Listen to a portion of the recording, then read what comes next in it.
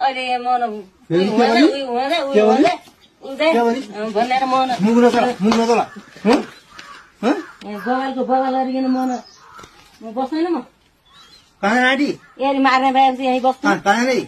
गएँ म ओडामा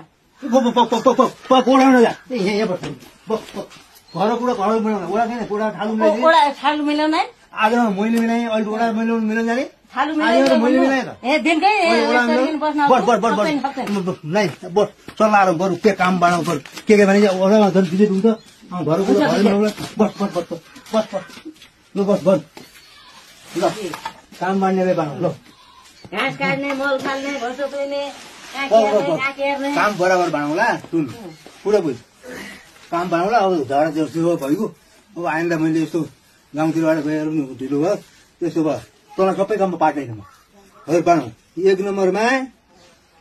अब तैँले भैँसी दुहिने तेरो काम हो मैले दुध खाने काम त हो त त्यो हो कि भन त 2 नम्बरमा तैँले घाँस काट्ने मैले भैँसीलाई घाँस हालिदिने